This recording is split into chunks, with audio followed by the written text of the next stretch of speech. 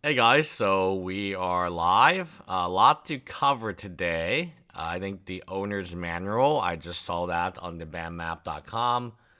We have a lot of things to cover today, but I wanted to show you this clip to get you guys ready for part 4, which, again, I think part 4 will be largely about Bricks and Minifigs, the franchisees. I do think they all signed a agreement that was very, very bad. And as more information comes out about that agreement, that operations manual, it is getting worse and worse. Like I mentioned, I do not believe it is a profitable business. I think there are many reasons that it's not profitable. One of them is the inventory problem. So they have to constantly buy inventory. They don't have a distributor. Now, it would normally be the franchisor's problem. So that's why you're paying the franchisor all this money. So we're going to take a look, listen to Reckless Ben explain the situation. We'll wait for some more people to come in, but yeah, we'll show some of this stuff.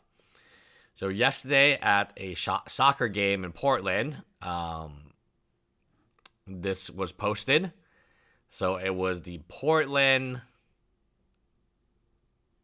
I don't know, they said what that was. Oh, Portland Timbers Football Club, ages 50 plus, want the Legos from Utah returned back to Oregon. So that was kind of funny. I don't know if it was this guy here or someone else, but it's funny that they're doing banners. And here's a crystal. That's awesome. Now, I guess there was a discussion. I'm going to run through this really fast. There was a discussion as to like this gold car, which has now been solved. So this is the minor. So the gold car that people were saying was like, oh, was that Daniel McNeff? Was that, a spy or an investigator? Well, it turns out the gold car belongs to the miner, and the reason that we see the gold car everywhere is because the miner was, again, everywhere, right? Hey, I might need to, I don't know if my car is like good or not, but I just don't want it to get towed or anything like that. Don't fall over, brother. Yeah. Oh, that would suck, huh? Yeah. Holy cow, how many SWAT cards you guys got? Yeah, holy cow. How many SWAT cards do you guys got? 1, 2, 3, probably more. 3? Free, yes, free. Oh, we got more than that. You got 4? And he's like, we got more than that. 4?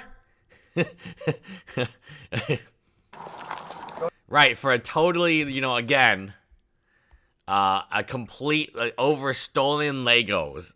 That's at this point, that's all they know. They don't know that Amon McNeff has lied about Ben being like a very dangerous sociopath, multi-conviction criminal, like just a super dangerous individual, right? Going in yours? Yep. So that's my car right there, the tan one. Okay. Well, Oh, can I lock it? the tan one. Actually, sorry, dude, it's that's... unlocked. I need to lock it. What's your name? Huh? What's your name? Jack. That might be future Jack's problem. No. Oh, the police suck. He's like, can I lock my car just to make sure, it might be unlocked. I might get robbed. And the police like, no, that's going to be a future Jack problem. You're kidding. You're kidding. Yeah, the police are complete assholes. All of them. So you don't need to really feel any sympathy for the police because they're not going to give you any. They're going to beat you up, hold you at gunpoint. This is a minor. The minor is asking the police, hey, my car is unlocked. Do you mind if I lock it? Because I don't know how long you guys are going to take me. And the guy's like, oh, that's a future Jack problem. I mean, I can see what I can do for you. Is that parked illegally though? With that fire hydrant and everything? No, you should be fine. We're not too worried about you. Dang, I've never been in a cop car. Seriously. Yeah, I wish I could tell you more, but we're going... Isn't this a minor? I'm almost certain this is a minor. Right? Who's like, things should be redacted or whatever. Back to the PD where Yeah, everything it's will fine. be explained to you. It's not your fault. Sorry, dude. No, you're good. I'm trying to be as cool as you can. There we go. All right, hang tight, okay? That is awesome. Yep. What? Oh, okay.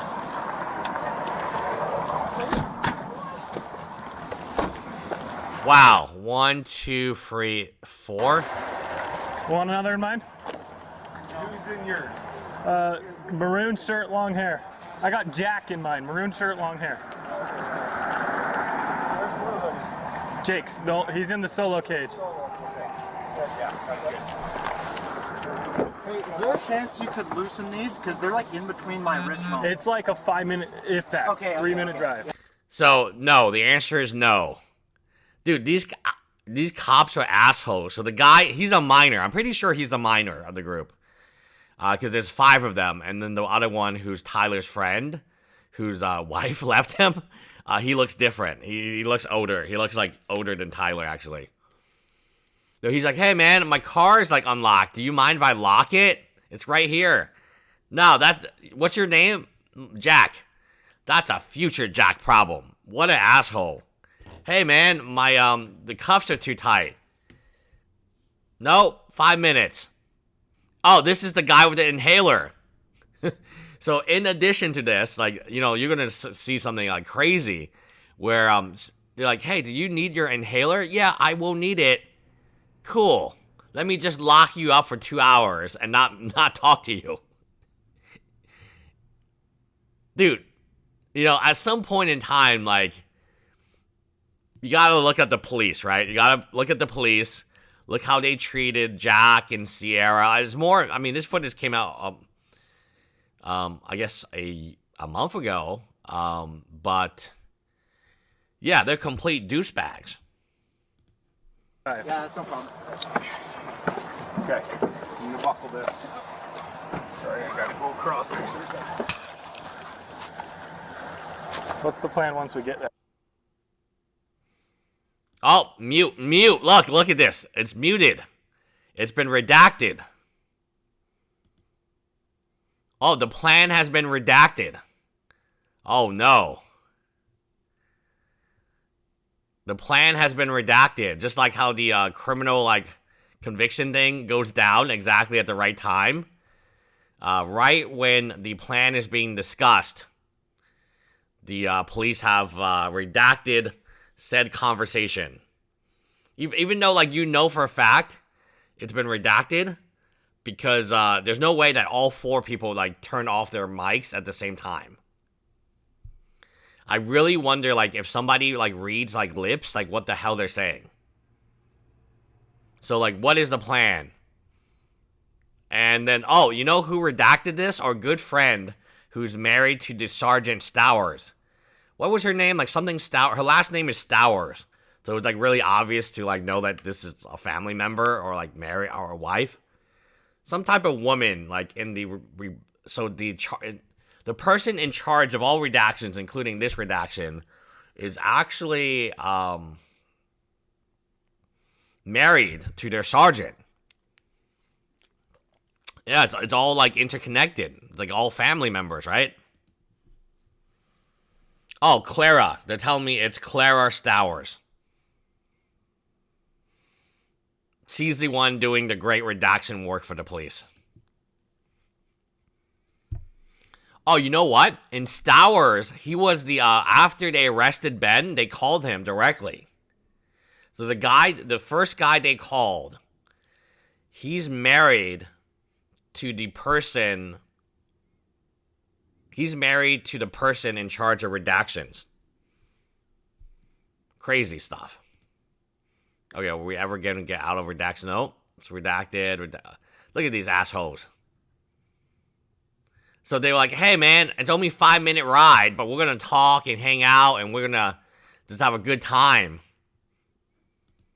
So remember, Jack was like, hey, man, my arms hurt, my wrist hurt. Can you loosen it? Don't worry, Jack. We'll be down to the station in 5 minutes. And they're just hanging out, having a good time, muted. Like, who knows what they're talking about? Hydro. You know, they're having a great time. Just no one's...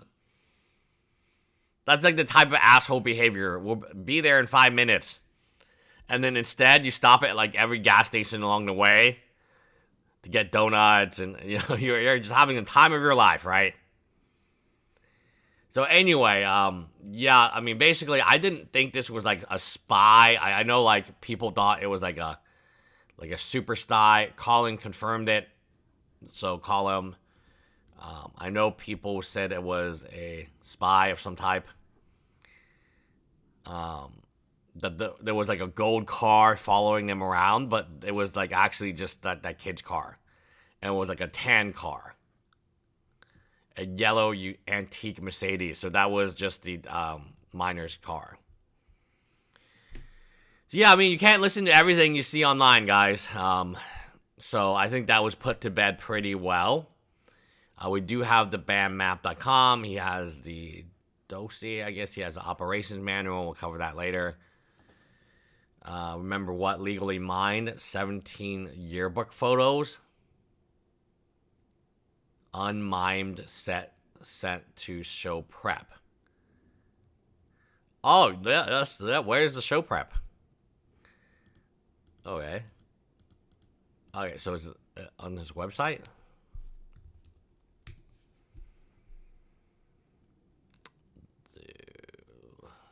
What would it be? Meet the partners, client confessions, discover the unseen.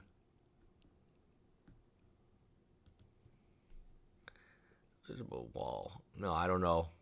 Okay, I'll get to that later. Okay, yeah, I want to, again, interesting stuff. The gold car has now been solved.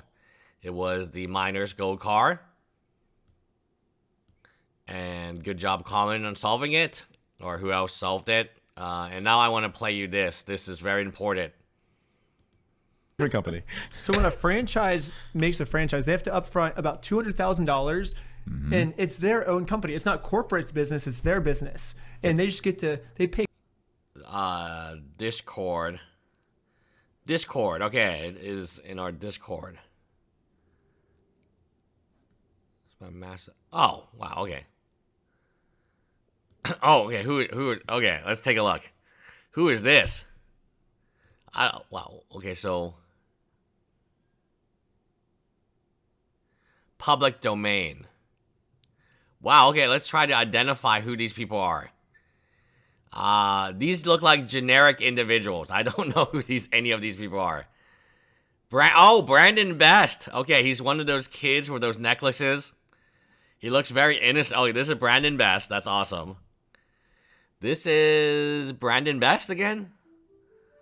Legally Mined Dossier has the pictures update. Okay, Legally Mined Dossier. Okay. This is okay. This is Dorez, Detective or Officer Dorez, Josh Johnson, Amon McNeff, Gaston Vance, Sterling Vance. Okay, wait, are these the McNeffs? Sterling Vance. Brandon. Okay, Brandon. Yeah, that's Brandon. We know Brandon. And Amon Vance. Okay, Amon Vance is here. Okay, wow, okay. Let's take a look at the Discord now. So, okay. This is Amon McNeff here. He looks really buff. I don't think that's Amon. There's no way this is Amon McNeff, no? Like, how can this be Amon McNeff? Like, right here. The guy with, I guess, next to the saxophone. Like, if anything, I would think this guy here on the left would be Amon McNeff. Like, this guy does not look like Amon McNeff at all. So, this is Brandon Best. That makes sense. That is Amon. They're saying this is Amon. But I don't know. It does not look like Amon at all. So, again, interesting. Brandon Best.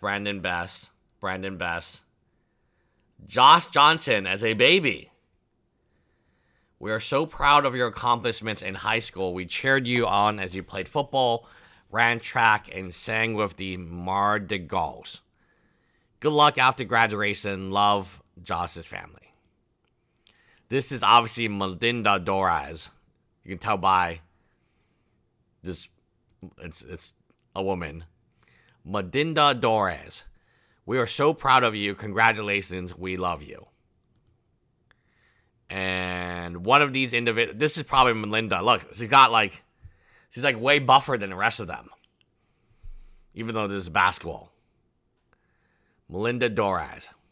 Oh, another Melinda Torres. Another Melinda Torres. And Amin McNeff. Okay, cool. Interesting stuff. Thank you, Mark Nemi, for the interesting review. Yeah, very interesting. BJ caught Josh Johnson. BJC caught Josh Johnson wearing the same exact outfit across 3 different... You know what? He might not be wealthy. Like, you know, a lot of... Josh is not wearing, like, Versace or, you know, he's just wearing, like, cheap flannel. All right, okay, let's focus on this and focus on this. So we did this. Okay, so now let's just really focus on, like, how bad of a franchise they are. Oh, well, I don't know what this is, but that's new. Okay, let's focus on how bad of a franchise they are. They pay corporate a little 6% fee in order to use their brand because, oh, this brand is a recognized brand. This is a trustworthy brand. I am paying McDonald's. them to be trustworthy. Yeah, to have a trustworthy brand associated with my store, but it's still their store that they built with a lot of times their life savings. So what corporate does is they write in the franchise agreement, if you break any of these rules, we can take your thing. And That's what's it's kind of like you know how like police officers will say, "Show me the person, I'll tell you the crime." You know, so it's basically the same thing. I've Corporate, never said that. but it's a common saying. You know, sounds like profile. maybe you don't say it, but some people say Cultural that. patterns is what we call it. Criminal profile. But the corporation will say the same thing. So they say, "Show me the franchise, I'll show you the crime." You know, and they go and be like, "Oh, you were rude to this customer at one time. Okay, we can take over your store." You know, and they'll take the whole $200,000 store and steal, and then they'll say, "Hey." How many times has this happened? And then so they far? stand there with their arms crossed many, many, many times. And they say, Josh and Brandon, it's always Josh and Brandon that come down. They say, "Hey, we're taking your store. If you want it back, you can sue us, but it's going to cost you way more than what your store is." Yeah, so part 4 is going to be about, like, the franchisees. Because, like, part 1 was about corporate and then the specific store in Salem. Part 2 was about the police. Part 3 was, like, a combination of police and corporate. And part 4 is going to be a house effed on the franchisees. They're pretty effed. I'm not going to lie to you guys. If you're a franchisee, like, you guys know better than me. You're not making money. There's no way you can make money. This corporate is not supporting you with inventory. So when you run out of inventory, guess what? You're screwed. And there does seem to be like this, hey, why don't you invest $200,000 in your building, your build out? Then when something bad happens, i.e. you can't pay rent, you run out of inventory because it's never actually supplied to you, we're going to take over and then liquidate all your assets. So we're going to take all your Legos, put it at the value of 0. We're not going to give you an inventory spreadsheet, and we're just going to wipe you out. So again, this does seem to be like on like par with what corporate's trying to do. I don't think corporate wants the franchisees to be successful. I got this question from like a franchisee, so I think I'll just answer this. If I took over Bricks and Minifigs, the first thing I would do is I would get rid of the 3% local advertising fee. Advertise how much ever you want, but every month can be different. Like maybe you advertise 6% one month because their sales are going well. Maybe sales are very dry in summer, so you don't advertise. So there's 10% that has like the franchisees have to pay off gross revenue. The first thing I would do is get rid of the 3% local and the 1% national, because we're not even spending the national. Let's be honest, we're spending like half of it. And then I would reduce the franchising fee from like 6% to like 4%. And then so instead of paying 10% gross revenue, they would be paying 4% gross revenue. And then whatever advertising locally they want to do, it's on them, right? That would be the first thing I would change. That would help relieve. That would give them 6% more margin on their gross revenue to sell online, do other stuff. Secondly, I would say, okay, if you sell online, or 4% will go down to like 1%. We would encourage everyone to sell online. We would also encourage, it would be my job as the franchisor to then go look for distributors. So I would then go like reach out to Target, MJ Holdings. I would reach out to Barnes and Nobles. I'd figure out who is the distributor to Barnes and Nobles, who's the distributor to Target, who's the distributor to Walmart. I would get in touch with them and say, hey, well, we're kind of like Target. We have X many locations. Can you sell us Legos for 60% MSRP? And they probably would say yes. And then so we get rid of Toy House. I'm not sure why we have Toy House. I heard Toy House is the only Lego distributor, But like everyone else is getting Legos from somewhere. And I promise you, Target is not paying fucking 90% of MSRP for Legos. There's no way. I know Target, Walmart, CVS. I know all these places. They're paying 60. How did I know that? Well, my distributor was the person distributing Walgreens, CVS, and some Walmarts. So if we bought if a Disney movie's MSRP is $30, because Disney movies are expensive now on DVD, I guess, we would pay $18. So it changes depending on the seasonal, and it depends, but it's around 60%. And if these distributors, like if Toy House can't give me 60% MSRP, gone. And I'll figure out another way. In fact, I would like hire Warpy Bricks. I would hire M&R Productions. I would say, okay, you guys are my distributors now. You guys go out, find a bunch of Legos, and we're going to just like distribute our Legos. We'll have a website that all the franchisees can enter, like a portal, and they'll list all the items that they can buy, and then a very good price. 60% of what we think the value is, we'll try to give them though. And then that'll make the online selling. And so again, we would have to go out and hire these people. If we couldn't find a distributor, we would go out and hire like influencers or garage sale people, like, you know, people we trust. That's how GameStop does it. You know, like GameStop has this network where you can sell them Pokemon cards, you can grade the Pokemon. There's got to be like some type of ecosystem. And then the one of the first things I would do is I would make it a company policy. We do not steal Legos. You know, I would want everyone to know that, like, you know, all the training would be like, hey guys, we're not going to steal Legos, and we're not going to lowball no more. Because we are more worried about the same customer coming over again and again and again. Like I told you about the Black Lotus stuff. No one sells a Black Lotus in the first deal. They sell you a bunch of shit. Then the shit gets a little better, and then finally they sell the Black Lotus to you, and their moxes and stuff. Same with Pokemon. You have to create a relationship with your customers that is long going. So the only thing I really cared about when I was running my store was something called the lifetime value of our customer. So the lifetime value of a customer is, breaking BAM. Yes, I saw the BAM map. It's right here. Yes, I saw the BAM map. Unless you're referring to something else. We won't be able to go as long today because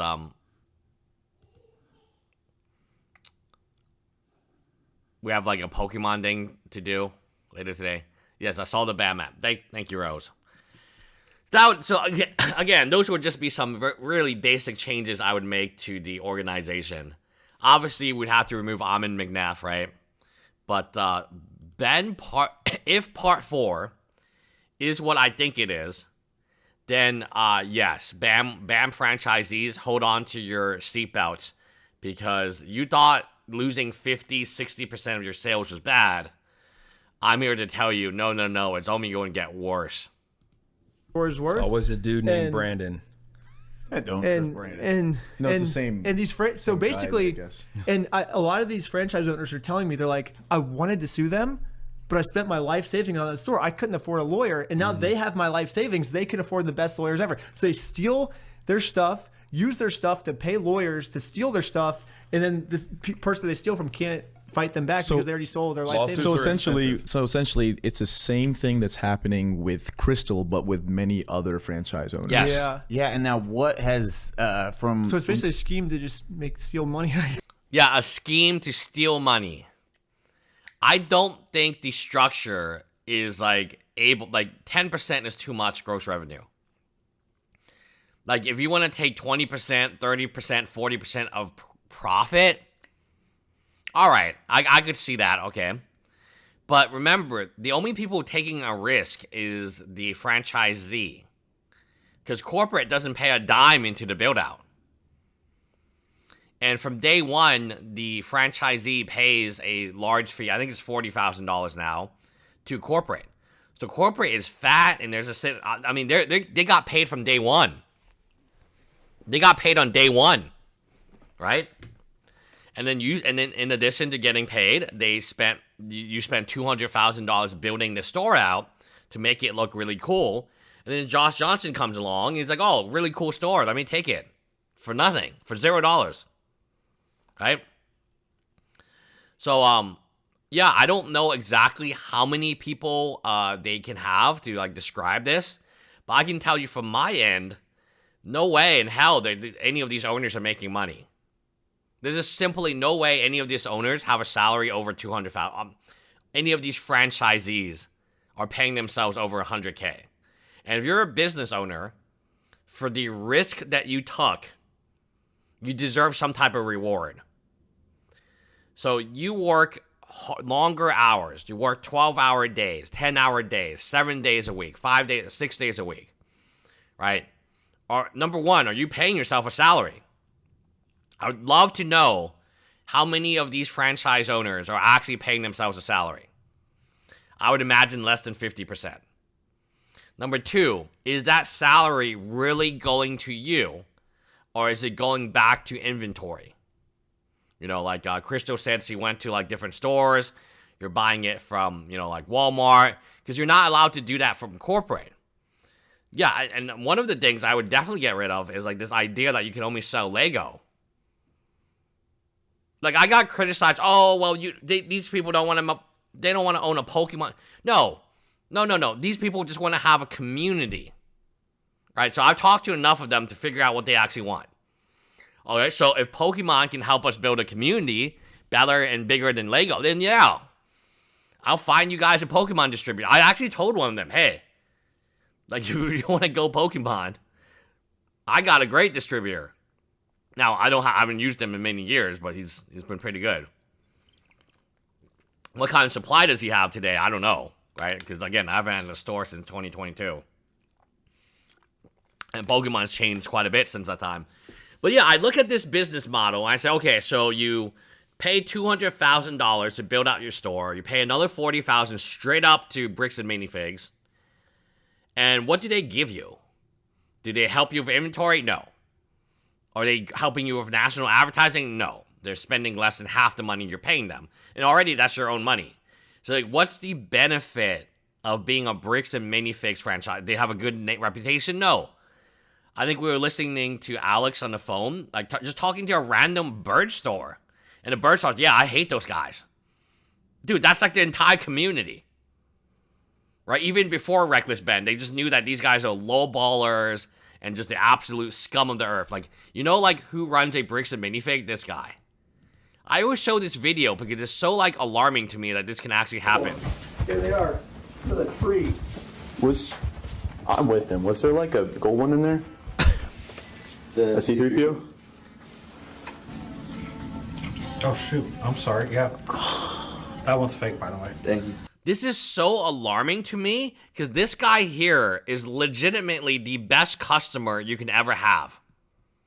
He made this video here, and this was about Bricks and Minifigs. So he's in high school, he's a young kid, he's going to turn 1 cent into a $5,000 Lego set, which he did at Bricks and Minifigs, at this exact store that's stealing from him. So, like, if you have an inventory problem, which all of them do, why would you steal? Because this guy's never, like, then he made a video saying, well, okay, then there was a video where, like, they were trying to sue him. They were trying to threaten to sue him for, like, commenting one time on Reckless Ben's video. But then the next video was, hey, Bricks and Minifigs sucks. Right? So he went from loving bricks and minifigs. Like, this guy loves bricks and minifigs, guys. Look, I mean, he just loves it. He made a whole video about how awesome they were that had 2 million views. They steal from him. Dude, if they're going to steal from him... Oh, shoot. I'm sorry. Yeah.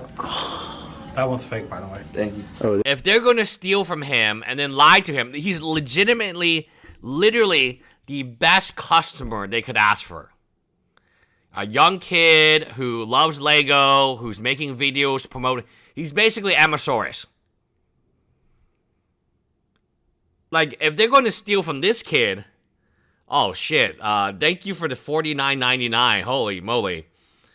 C Mad for Marine. BAM's model is predatory franchise, targeting while making money on all ends, leaving scraps for the franchise owner, while protecting itself from a weaponized franchise agreement that allows them to turn the store over and over if they choose to. Yeah, absolutely agree with that. Thank you for the $50. That's very generous. Yeah, but yeah, exactly what C-Mad 34 Marine said is their model is really it's not working. So when you're a franchisee and you buy into a model, you're expecting the model to be ironed out. You're expecting the model to, like, help you. So you're paying $40,000 from the get-go.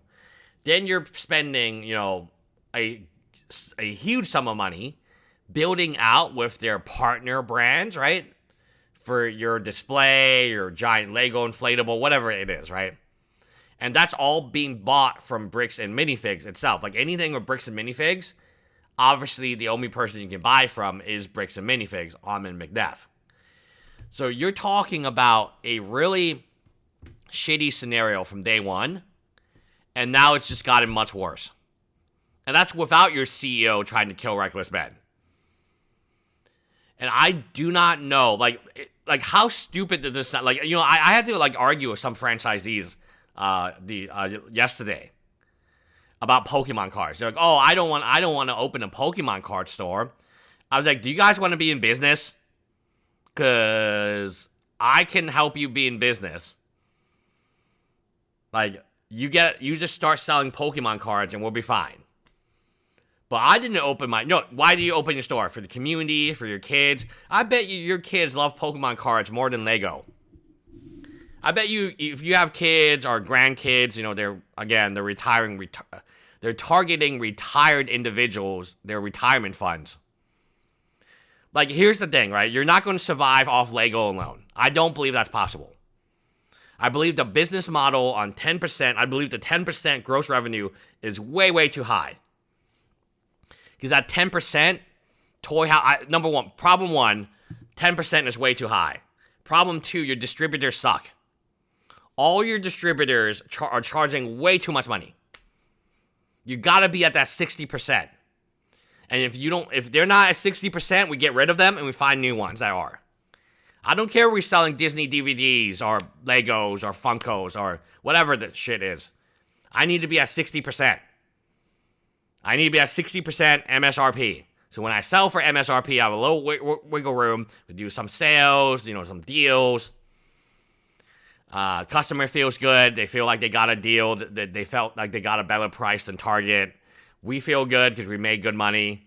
And distributor feels good because we're giving him volume. Boom. Problem solved. The idea that they would only sell Lego, that they would literally go bankrupt selling Lego, is better than selling Pokemon cards? Fuck no, man. We're going to put claw machines. We're going to put, like, little gachapons. We're going to... anything that can make us money at this point in time. Because we are bleeding money like... I know for a fact, multiple franchisees, their sales have declined 50 to 60% over the last week, 2 weeks. I've seen the dashboards. They send it to me. They just boop, and they send it to me. If our sales are down 50%, and our sales are already really bad, you tell me you're not going to try something new? We're just going to keep buying from Toy House? We'll keep lowballing our customers at 6%. I mean, what customers do we have left? None. They know that we're lowballing them. Everyone online knows we're just lowballing the shit out of them. So, like, no customer is going to sell us their inventory for 6% anymore, or 20%. 20% being generous, because they're going to lowball us on the end on condition, missing parts, whatever. So you're going to tell me, I have a solution for you that you can make more money, and the profit margins are really enticing. And we're just not going to do it. We'd rather go bankrupt than, like, accept a solution that's Pokemon card. I would turn each Bricks and Minifigs into a fucking Pokemon store. Or One Piece. Or Riftbound. I mean, you just pick a card, go, Lacana. Yeah, okay, I would have, like, a bunch of card games, and they could pick whatever they wanted, right? Do you want to be Lacana because you like Disney? Do you want to be League of Legends because you like esports? Do you want to be Magic? And then I would have the distributor already lined up, and then be like, oh, cool. We're going to sign up 300, 400 stores overnight. We'll take it. Right? Because distributors only care about volume. I'm giving them massive volume. So I have the ability to negotiate what I want to buy at. And the volume I want to buy at. The fact that this stupid company with 300, 400 stores has a distributor that charges them 90% of MSRP, talking about Toy House here, blows my mind. You don't have any negotiating power? You'd be like, Toy House, okay, look, Toy House. Listen here, we have 400 stores. We need to get down to like 70 or 60% if possible. Otherwise, we're going to pull our business. No, that's good. We'll stick at 85, 90. Because our franchisees are already paying 10%. Yeah, it's mind-boggling that no one does online advertising, but then you think about it. They have to pay 10% gross revenue. And online is really competitive. Some of them tried Whatnot. It financially doesn't make any sense. They're just bleeding. It's funny. You sell Whatnot, you sell $10,000 of Legos, and then you end up in the hole like $2,000 because of Whatnot fees and then gross revenue fees. It's just disgusting. Yeah, well, still business. What have you seen so far? What is some of these that shocked you where you're like, holy shit, they took your company because you gave an example. You were rude to a customer, but what ones have you seen where you're like, so what the one, fuck? there was... yes, we have this. He was in Florida. He had a hurricane that came through. And he was like, shoot, like a lot of businesses are going out of store. Like a lot of stores are going out of business. And he's like, I'm going to need to get an investor, because otherwise I'm going to have to close down. Mm-hmm. However, getting an investor goes against the franchise agreement. They took his whole store. And also he got... That was Last Relic, by the way. We had him on an interview. But think about how stupid this sounds. So, okay, the franchisee is suffering because he got hit by a hurricane. Instead of helping them, we steal their store. Does that sound right to you? Like, we as a franchisor should be helping our stores hit by hurricanes. And I survived Hurricane Harvey, which was really devastating down here in Houston. It was a really bad hurricane. Everything got flooded. But yeah, shouldn't we as the franchisor be supporting and helping stores that may be hit by, like, wouldn't that be good PR for us? If we are trying to sell more franchises, wouldn't us helping a franchise that got hit by a hurricane and be like, hey, we're going to waive all the fees. We're going to, help you find more inventory. We'll help you find another, like, we're going to help you, right? Nah, we're just going to take over your store. Or, hey, I want to get an investor here. No, we're already your investor, kind of, right? So we'll loan you the money at a low, the other thing I would get rid of is a 1.5% monthly interest rate. We'd go SBA loan or lower. We definitely have negotiating power. I don't know why the things are so bad for the franchise. We have 300 to 400 franchisees. You tell me we can't get Toy House to go below 90%, 85%. How's that possible? Yeah, so I think these franchisees are just some of them completely delusional as to like what is going on. But let me explain it to you. I know for a fact you make less money than my YouTube channel. I just stream here in my nice air-conditioned home. You know, I'm drinking water. Always hydrate, guys. I know for a fact every single franchisee makes less money than I do on YouTube, right? With me and Alex. Right? Just me and Alex just doing whatever the hell, right? How can that be? How can I make more money sitting here just live streaming than like you who's working and I guarantee you work harder than I do right now. You're working 70, 80 hours a week. Your entire family's inheritance, your retirement fund is what? And I don't make that much from YouTube, guys. I do not make that much from YouTube. So like this thing is like inherently like they're buying these businesses because they think they're good businesses. I'm here to tell you the structure of this business where you can't do Pokemon, you can't do Funko, you can't do One Piece, you don't have any claw machines or gachapon things, like. And there's literally like 12 of you in the same fucking location. It doesn't make any sense. And everyone's offering the same price. Like, holy moly! Like this is what it's really upsetting to me. I would be pissed. I was like, hey, what the fuck is happening in Pasadena? Do we really need another Bricks and Minifigs?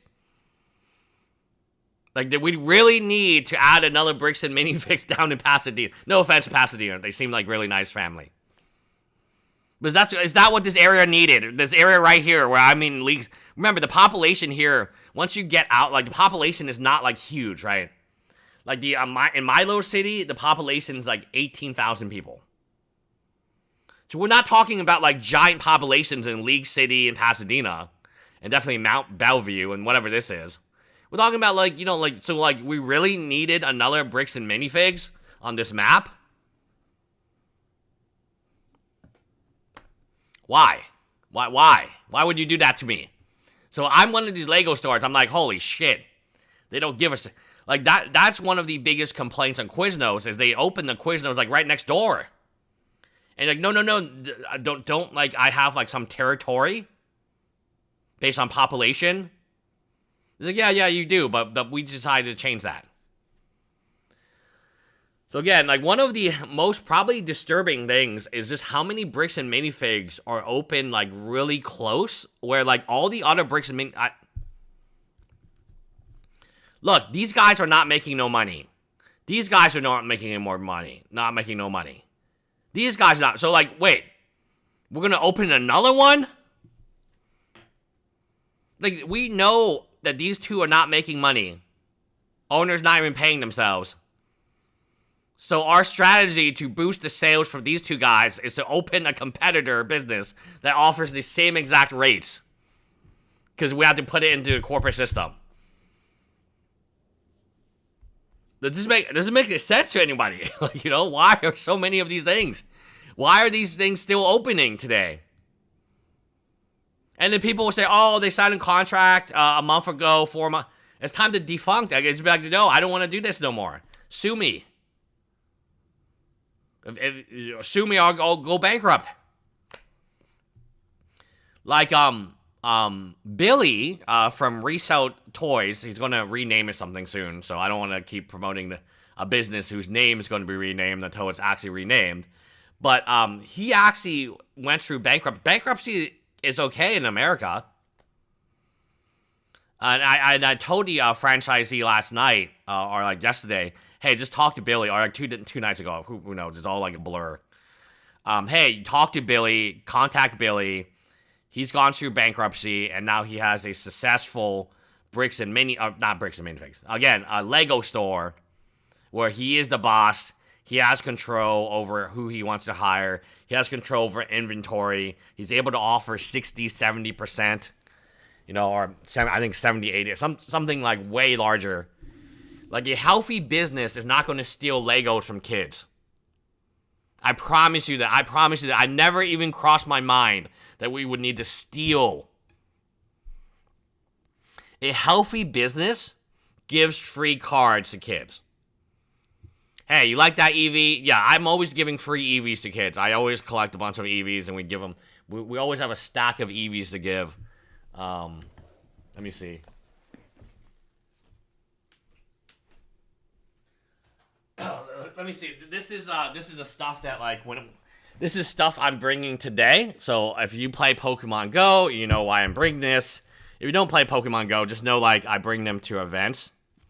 It's just a stack of stuff I give to kids. It's not even EVs all the time. It's just cool cards that aren't worth a ton of money. I think these are these are older cards. Oh yeah, Billy says I declare bankruptcy. If you can't give free stuff to kids, kids, I do the trade up challenge, which is dumb as hell, but I'd still do it. Oh, these are the EVs I give for Pokemon Go events. Wow. Okay. So these EVs I purchased for 50 cents or something like that. They're $7 now. Or at least $5. The price changes all the time. So I just bring this, I put it in the car. If I see a kid, because we're playing Pokemon Go, I give them an EV. They love it. And so I'm not stealing from high schoolers to make ends meet, okay? That's if that is the business model, you are beyond screwed. And if there are so many fucking Lego stores around me with the same name as me, so they talk about SEO. For SEO purposes, this is very bad. This is very, very bad. Because someone is going to say Bricks and Minifigs Houston. And it should be one person. It shouldn't be all of these people showing up. He got permission to get an investor too, which is so he asked corporate if he's allowed to get an investor. They said yep, and so he played by the rules, but he broke the franchise agreement even though he got permission. And we get to take your whole store now. And that was let me show you the EV promo. I kind of want to be cheap and not give away this EV promo, but it's whatever. I have so many copies of it. Okay, so this EV promo has gone up a lot. Ungraded, it's $5 now, and it is selling. Where can I see the price chart? Where's the chart? Graded. Oh, graded, it could be $1,000 card. Let's see. EV Snowflake. No, this is the EV I need. What's it called? Oh, it's this one. Okay. So, this EV has gone up a shit ton of money. I still give it away. I bought a ton of EVs around here. Around a year ago when it first came out. I was like, wow, this is a really cool promo to give to kids. Since that time, this stupid EV has been going up. I think I rebought around the $2 mark. I rebought around here. Here. And then the EV is going up and way. And now they're saying it's a $5 EV. So I might have to switch it out for a cheaper EV. But it is it's a one that kids love. So any Pokemon Go event, I bring that EV. And it's heavily advertised on the Umu page that is the EV that you will be getting. So I can't really switch it out for this event. But in the future event, I might switch it out for a cheaper. I have to find a cheaper EV. Then I have to buy a lot of them. When I mean a lot, I mean a stack of them. I used to give away Jirachi. But the price of a Jirachi has gone insane. I used to buy this for $2. No. I used to give away this card. Yeah, this one right here. But the card has gone up. Nope, not that one. That one is $250. Holy shit. Okay, let me see. Where is it? Anyone gonna tell me the price of it? Yeah, it's this one right here. I don't know how to find it. I guess it's Jirachi GX. I used to give this away to kids. Oh, here we go, yeah. So now it's a fucking $15 card. So, I can't give them away anymore. But I do own a crazy amount of these. A crazy, crazy amount of these still. So I switched from this card to the EV. And now I might have to switch. If the EV gets to $10, I have to make the hard switch. It's just like, it doesn't make any sense for me to give away like $10 cards to like 20 people. There's economics, right? Once you break that agreement, the gloves come off, man. It's why I don't want people. Yeah. So CMAD Free Marines, a brick store would have to do 2 to 3 million. Yeah, absolutely agree with that number. 2 to 3 million a year in revenue for it to be worth an investment. As an owner, I'd have to be able to pull at least a 125K salary. I absolutely agree with this. Like, if you're gonna risk your own assets, like no investor is going to be like, wow, Bricks and Minifigs franchisee is a good move. No, like, trained or certified. You got your risk, which is very high, has to be paralleled with reward, which is also high. So, like, you shouldn't be, like, opening a Bricks and Minifigs and not have a salary. Right? That should never happen. You shouldn't be opening a Bricks and Minifigs and then hoping for the salary of a Chick-fil-A manager. Right? A Chick-fil-A manager has put nothing at risk. You put your entire retirement fund at risk. You're putting your family at risk. You're putting everything that you own and love at risk. Because that's the amount of money it costs to open. So, yes, I agree with, you got to be making at least 100. I would say 100K. And gross revenue, I would probably say $1 million. At least $1 million. For this to be worth it. For you to work 70, 80 hours a week. For you to, like, bleed your business. You got to be at least making $1 million revenue. And $100,000 salary, take-home salary. Otherwise, it doesn't make sense to buy a business like this. At all. People to just sign stuff because you're like, oh, they have my back without realizing. Yes. So, yes. CMAD says, I'll just call him CMAD. Seems brick stores almost seem like trying to make a living doing a hobby. Yes. You cannot make a living doing your hobby. The first thing anyone will tell you is if you like Magic and you like playing Magic, once you own a Magic store, you will never play Magic again. Let me repeat this for everyone in the back.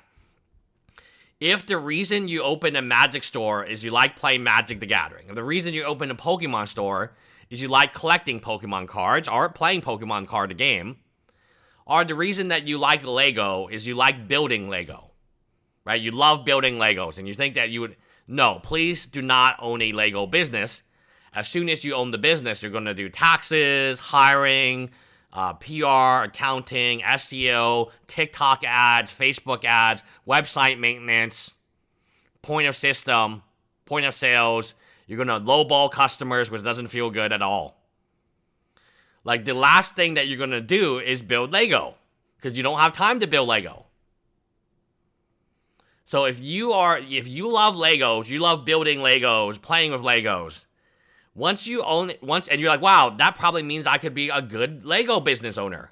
No, you would be the worst Lego business owner. Because everything you do, if you own a Lego store, this is what I'm trying to say. Owning a Lego store and selling Lego is no different from owning a Pokemon store and selling Pokemon cards. Or a Magic store. It's the same business. Oh, hey, thanks, Billy. I didn't take my first check for 18 months of biz. I started with a $5,000 investment and not 300 to 400K debt load or 10% royalty. Yes. So Billy can tell you, like, the business is tough. The Lego business is already tough enough, right? Billy will say that. He didn't take a paycheck in 18 months. That means the business is tough. That means it's not an easy business.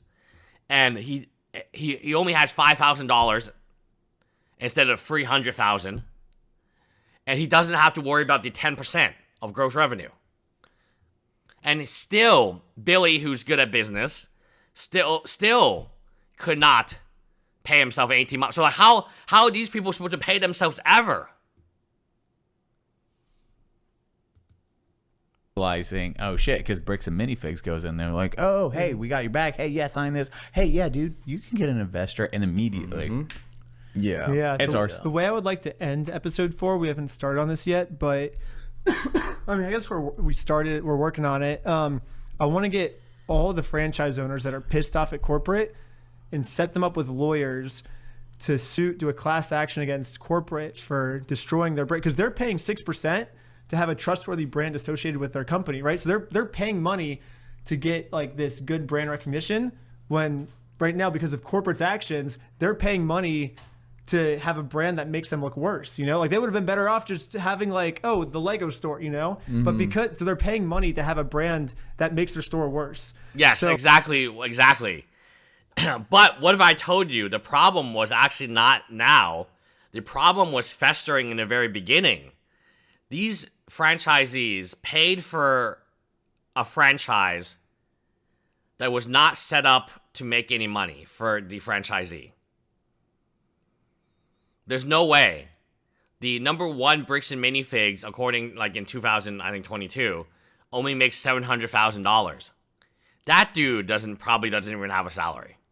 It probably is a corporate. If I had to guess, it's a corporate one, and they pump more money into it, right? Just kind of like how they take other stores, like they take Last Relic store, they take Crystal store, and they pump like inventory into Brandon's store. It wouldn't surprise me at all if Brandon's store is doing really well, but the reason Brandon's store is doing really well is they have a zero-cost inventory. They just essentially just get into U-Haul and they steal everybody's inventory. Yeah, so when you have like massive inventory and it costs you $0 because you stole it from another franchisee, yeah, your company, you might be making profit, right? And then you use that, you use the Eugene store to say, oh, look to all the new franchisees. Look how awesome this Bricks and Minifig store is. Look how financially competent it is. Not knowing that it's literally just eating other stores. I think that's why. So if I had to conclude, I think that's why Brandon's store is the way it is, because it is the model store. It's the store that Amin shows all the new franchisees. Hey, look at how much money Brandon's making. Look at how... But it makes sense because Brandon ate Last Relic's inventory for $0. He ate Brian Manzel's inventory for $0. I mean, outside of the cost of the U-Haul, right? That was it. So, you're talking about a corporate or a friend of corporate, some type of relationship to Amin McNabb. So, he wants to show off, hey, look at this model store. It's hitting these crazy numbers, right? The answer to the question, like, why is Brandon's store just eating up inventory? It's because it's a model home. Have you ever bought a home before? There's something called a model home, and the model home has all the bells and whistles. It has like baked cookies in the back. So if you've ever bought like a new home before, if you haven't, you just, even if you don't want to, just go through a model home. It has all the upgrades. It looks amazing. And you're like, oh, cool. And then you look at your home, and it's like the base model. It's like, wait, what happened here? How come I don't have the blinders? How come I don't have the awning? How come I don't have like a bigger backyard because it costs more money? How come I don't have any of this stuff? It's a fucking model home. Like if you've ever gone house hunting and bought like a was looking for a new home, the model home is like crushes, right? It literally has everything that you would want it to have. That's essentially what they made Brandon's store, right? That he gets all the biggest Legos. So we actually heard from this. Last Relic is shipping like the best Legos from his store to Brandon's store. So he's in Florida, and all the nicest, most expensive stuff is going straight to Eugene, Oregon. Why? Because the model home, right? It's the home that we show. It's kind of the Orem location. It's the home that we show the franchisees that they could own one day. But what we don't tell them is we are stealing from other franchisees. So like people ask like what would be the point? Like why would corporate help Brandon, right? People have made the argument that Brandon's just this rogue dude. That he's again, maybe he is this rogue dude, right? And his U-Haul drive. No. I think corporate wants Brandon's store to be the best possible. That way when they are showing new franchisees, oh, look at Brandon's store. It's doing great. It's killing it. So that's all corporate's fault. So I think the franchises should be entitled to the money that corporate's hurting them. And so a lot of people are like, it's even weird. Like a lot of people are coming out and saying like, oh, Ben, this is all your fault. Like you're hurting all these innocent franchises. Yes. It's like almost every franchise thinks it's Ben's fault. That Ben is the one hurting them. Almost every franchise I talk to, maybe there's like a few that don't believe this, but every franchise I've talked to thinks it's Ben. That Ben is the reason their sales is down. That Ben is the reason no one wants to shop there anymore. Not understanding like that they were screwed from the get-go. Yeah, my argument is from day one they were screwed. As soon as they signed a contract, they were screwed. None of them make any money, okay? This is the funny part. I mean, it's not funny. You buy a business, you buy a brand because you want to make money, right? Why do people buy from McDonald's and stuff? They want to make money. Like, I get the community and all this sounds good on paper, but if there's no store, there's no community, right? Or if Josh Johnson owns the store, God forbid Josh owned 50 of these stores, there's no community. But it's like, no, I'm not hurting these franchises. I'm just holding up a spotlight to corporate that's hurting the franchises, you know? And which is so a clear indication to poor people. I think this would be a good way to actually be like, hey, like the franchises have been hurt. Like actually let's... No, I agree. Yeah, I agree with C-Mad. Easy to blame another for one's own failure. Investing in bricks it was a terrible decision. This is a terrible franchise. The fees are too high. The fees are as high as Quiznos. The partners suck. The approved partners and vendors, they all suck. There's no margins. Why are there no margins? Why is every cut? I will tell you this. So I got like a message. Okay, let me show you what their margins are. I actually know this stuff. Okay, a Bricks and Minifigs franchisee just texted me at 12:28. He said he paid himself $12,000 last year and worked 70 hours a week. 12,000. Oh yeah, let me make sure that's clear. And my glasses don't reflect. This guy, again, these are real numbers. Okay, 12,000 divided by so 70 times.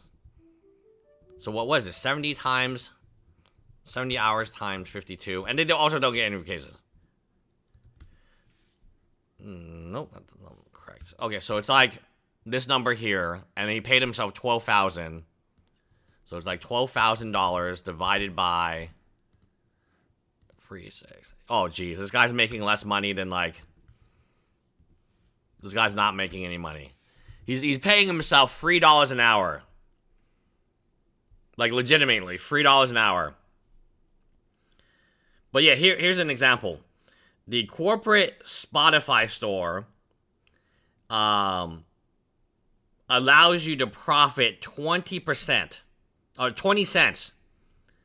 And then 7% of that 20 cents is paid back to royalties for a minifig pack. It's called the Night Trooper White Helmet. Pack of 25. The corporate store margins are 7%. Oh, hey, Billy. Josh wants to own 50 store locations because that's the only way you can make money doing it. Yes, and then, the network. Let me repeat this to you again. A current franchisee, has just texted me that he made $12,000 last year and he was worked 70 hours a week. I think it's last year. Is he saying this year or what? Last year, yes, last year. These are real numbers. I can confirm this guy's legit. I know who this guy is. I can confirm these numbers are real. These are not fake numbers I'm talking to you about. He paid himself $12,000 last year, working 70 hours a week at about $3 an hour. And after spending a good chunk of money, build out and partners. Like, let me explain this. Like, the partners are so bad. So the margin, like, of any of these partners is like 10 to 15 to 20. If you are running a real business, your vendors are going to sell to you at 60% or 65%. So you have wiggle room, right? The current bricks and minifig vendors, including bricks and minifigs themselves, just like how Quiznos, so it's the same business, it's the same reason Quiznos failed. Quiznos charged the franchisees too much money and told them, oh, you can't do anything, you can't buy your turkey from anyone but us. But the turkey was like 2 times the price of market price. I could go to Walmart and buy turkey for half the price. The same turkey.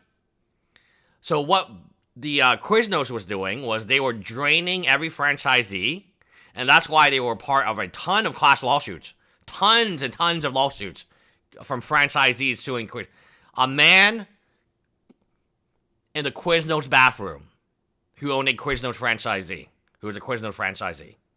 That's how bad it was, guys. And then people started saying, oh, wow, it is really bad. Like, I want you guys to check your income, check how much money you've actually made from this investment. And then just, like, slap yourself in the face and be like, oh, shit. That was before Reckless Ben. That was in 2025 when I was making $12,000. Again, I'm not making fun of these numbers. I'm just saying, like, they're not realistic for your family to survive. It's not realistic for you to make $3 an hour, right? Just like Last Relic or Crystal. See, Crystal said I was actually much happier and making more money as a manager than I did as an owner. What? How can that be, right? The manager didn't take any risk. Again, like what I'm saying is you gotta get out, you know? You gotta get out, because it is, and look, I've seen the margins on these toys. Toy House, I've seen the screenshots, I can't believe it. You know, I mean, like, how are you able... Dude, my store broke even at 60% distributor cost. So if an item was $10, I would pay $6 for it. And we barely broke even. We broke even 5 years, and then we were profitable 3 years because of the Pokemon cards. So these guys are paying $90. So for a $10 item, they're paying, let's call it $8.50. But then 10% of that has to be is gone off the top. Like, this is not a system that's making you money. This is a system that only has enough money for the corporate. Let's help them, you know, kind of like the corporate, like, because that was the whole thing with Brian. It's like corporate screwing over this like innocent person. Let's help them, you know. So if corporate's hurting all these innocent franchises, let's help them, you know. Let's set them up with all lawyers. Like, I'll get a team to set that up for them, and it'll be sick, you know. And we'll help all the innocent franchises out, and it'll be awesome. Idea, we can see if you like this idea. The money, and depending on what Brian wants to do, it is, hey, the extra money goes towards this class. Oh yeah, that'd be awesome. Yeah, class action lawsuit that puts everything together, because now it's like, hey, he got his, but now he's helping everyone else that might be suffering from the same situation. That's the best idea I've ever heard. Oh my gosh, that's sick. Yeah, because we were kind of wondering, like, what do we do with all this extra money? You know, yeah, that's awesome. Now you got it all. Okay, so then he's got a war chest. Okay, so we're gonna finish this, and then we'll talk about Crystal, I guess, later. There's a Pokemon Go event going on, so you guys know I have my... Have you ever seen me? Like, you know, like, it's just like, whatever, right? It's just a bin of cards I pass out to kids. Only kids. If you're an adult, you don't get one. So that's how it is. Now, you guys can't complain. Okay, let's see. Poor business. Okay, let me finish this part. Now, Echo-based network has been doing really good work recently. I want to watch his videos. But, Bam Map is doing good work. Rose is doing good work. Yeah, the margins just suck. Like, like people say, like, if I took over the company, I wouldn't take a salary. I would do it just to help them. So if I was the CEO of Bricks and Minifigs, first of all, Amin McNeff gone, Mike Wu gone, I would just clean house. What I would do then is, like, from the day one, I would say, okay, guys, you're 3% local and you're 1% national. We're gonna drop all that shit. You guys advertise, we'll help you. It's part of, we don't need to charge an extra 1% to do national advertising that we don't do anyway. We're gonna figure out how much money we skimmed, which is a lot, and we'll refund you all the money that we lied to you about. So people ask, how can you sue them? Well, I know what you can sue them for. They said that you give them 1% for national advertising, and according to their FDD, they don't spend that 1%. They spend less than 50% of that. So where did the extra money go? So I'm paying 1% to you for national advertising fee, but you're not fucking national advertising, man. I need that money back as a refund. So we would figure out what that is, and we would apply that credit to, like, the 4%, or we would go down to 3%. Like, if you want to do online, we'll probably take it down to, like, 1%. Right? And then we would get rid of all of our vendors. We would look at all of our vendors and say, what's your margin rate? 10%? Gone. 10%? Gone. We only keep anyone who's 60 or 65% or above. Well, in this economy, maybe 70%. We would look at, like, the current field. Then we would talk to all the big distributors. All of them. Doesn't matter who. We have 300 and 400 stores. We talk to gachapon people. We talk to the claw machine people. Fuck it. We do bubble tea. Guys, do you understand, like, the biggest profit margin item for any game store is fucking beer or bubble tea. Food items. Every single game store in Houston that is successful. I know we're in tangent. I really wish, like, we could cover more stuff, but, like, we're just what are they called? Oh shit, I forgot what they're called. Every single very successful game store in Houston, they sell food. And they sell food at a premium food. Oh jeez. Magic the Gathering. Coral Sword. This is, like, the best game store I've seen in here. Oh, there's actually two. I'll show you the other one. My friend used to own the other one, but then he, like, retired. And he didn't sell it to me. I was like, fuck it, man. You knew I was looking for a game store, and then you didn't want to sell it to me. This is, like, their #1 game store. In terms of, like, I think quality. Again, is it the biggest game store? No. But it's a game store that I want to, like... Holy shit. What is wrong with their website? This is when I said that the website doesn't work. Okay, this is their menu. So they have, it's all very specific. They have coffee, they have, like, espresso, mocha, they have tea. I would add bubble tea. They have donuts, biscuits, blueberry muffins. This is a game store. You would think, oh, is that a restaurant? No, it's a game store. Geez, that's so bad. I don't know why it's, like, again, we gotta, like, optimize this. I don't have no idea, like, why, like, they're not optimized. Yeah, this is the store here.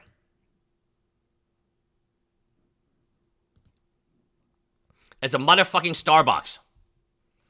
You know why it's a motherfucking Starbucks? Because Starbucks makes a shit ton of money. So we'll let you build your Legos, and we'll have food for you to eat, and then you can stay longer. If I opened a game store today, this is the business model I would open. Some booster packs up front, some people playing, and then a coffee store, and that's it. And we make a lot of money from coffee, because coffee has great margins. If the item that we're selling does not have 40% margins, then we're not selling it. We're simply not going to sell it. Unless it's like, Pokemon cards and, like, we're getting railed by our distributor. We'll just buy it. We'll just buy it anyway, right? We'll figure it out. I'll negotiate myself. I'm good at negotiating in Pokemon. I buy Pokemon collections all the time. I bought one yesterday. I'm supposed to buy one today, later after Pokemon Go Fest, from the person at Pokemon Go Fest, part 2. Yeah, so I wasn't. This is them. Yeah, this is their games. It's really well. Okay, so then there's another one. So this one doesn't sell beer. There's a game store that sells beer. I think they changed their name. And they make a shit. I know, because this is my friend. Dude, my friend owned this store. Asgard Games. Yeah, Asgard Games. They sell microbrews. Okay, new beers at Asgard Games in Houston. My friend owned this store. They sell alcohol. They have a liquor license. Do you know how much money they make? So, like, okay, I can tell you this now because my friend doesn't own the store no more, right? Okay. Let me, jeez, should I say it? Okay, I'll say it. Profit, not gross revenue, profit. 80% of their profit go from selling beer and snacks and stuff like this. 80%. So I'm not talking about gross revenue. I'm talking about profit. We're going to sell the shit out of beer at this Lego store. You know, like, we're going to have, like, adult painting nights and adult Legos things. And then, and we will only sell, like, on weekends and night times. We're not going to sell, like, at, like, noon, right? Where, like, there's kids. We'll sell, like, when there's no kids. And we'll have, like, adult painting or adult Lego building or whatever it is. And we'll just, like, naturally sell a shit ton of beer. And we'll be fine. Because the margin on alcohol is absurd. Right?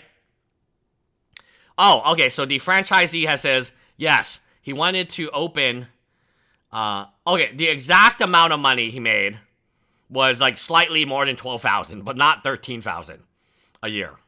Last year. In 2025, he made less than $13,000 last year. Working 70 hours a week. It's ironic because I wanted to put a coffee shop in my store for a year, but they won't let me. Yes! This is the biggest fucking problem ever. Look, I want a coffee shop. I want a tea shop. I want a boba shop in my store. And corporate is telling me no. Fuck you, corporate. I'm going to open an alcohol, you know. Like, if I'm truly independent, I should have the ability to sell coffee, you know? If I want to sell coffee and Danish muffins and whatever it is, right? Look, I have people building Lego, looking for Lego for hours and hours now. They're not getting hungry? They're not getting thirsty? No, I need to sell them, like, beverages. I need to sell them at least, like at the very base model, we need to sell them, like, some water and some soda. Because, like, that's what we have in the birthday party, right? Like, so we obviously have the capacity to do this. Because we're giving them cake and food and birthday party. Probably pizza, so we can sell pizza somewhere. Right? Like, you cannot be successful today unless you sell coffee, and alcohol. Well, again, not everyone sells alcohol, okay? Core Sword doesn't sell alcohol. Where the hell is their menu?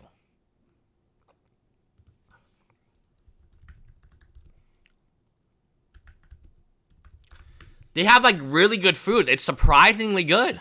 I thought the food would taste like garbage, but, like, it's really, really good food. This is Core Sword, yeah.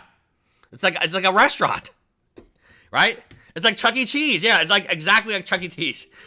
Billy says, yes, a gun range with a bar, Pokemon cards, and Lego. Yeah, exactly right.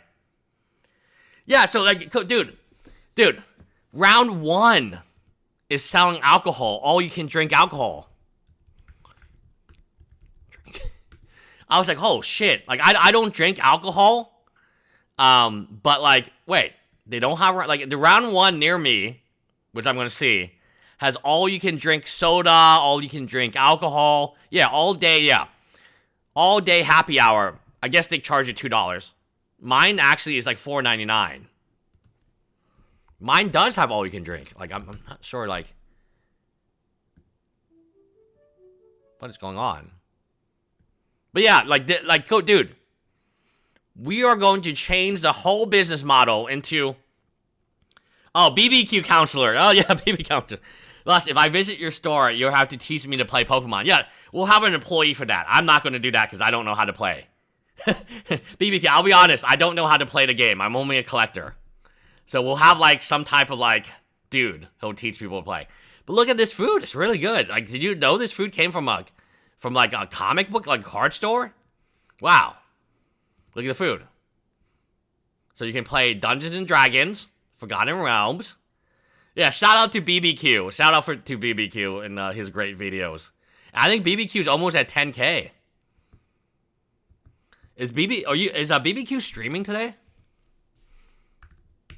I have to get off before 2, but if he's streaming, I'll just give him a shout out right now. Yes, okay. So BBQ is streaming today and at 2. I can't make it to 2 because there's something I had to do at 2. But yes, if everyone's here, just know that there will be like a small gap, and then BBQ will be streaming at 2.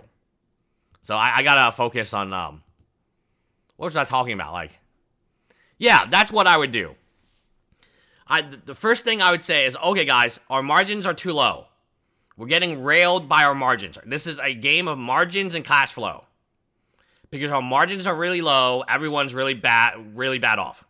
We need to look into selling items with higher margin. And we don't want to like lowball our customers. Because if we lowball our customers today and steal their Lego figures today, then we will have no customers tomorrow selling their stuff. Because everyone will know that we're worse than a pawn store. So why would they take their Legos to sell to us when our offer is literally lower than a pawn store next door? It makes no sense. So what we would need, BBQ, and 40 minutes BBQ will be streaming. 40 minutes BBQ, so 40 minutes from now. So it's like 2 p.m. You know, I know it's like different like time zones. Yeah, that would be number one. Like we would absolutely 100%. Not only if a franchisee said, hey, I want to open a coffee store, we'd be like, oh, wow, that's a really cool idea. Let me help you with that. And we would help the franchisee. Like, we would be interested in the vendors they choose, the coffee machine they buy. We would not tell them no. We would tell them, yes, how can we help?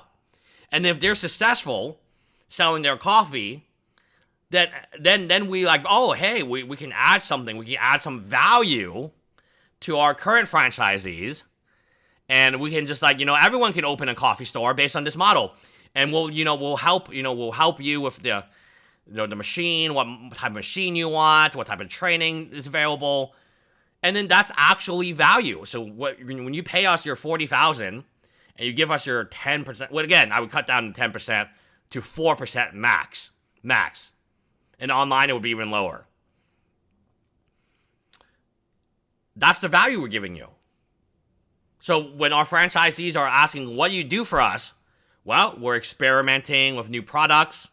And then let's say that one is doing coffee, and another one does pizza, and another one does like chicken strips, right?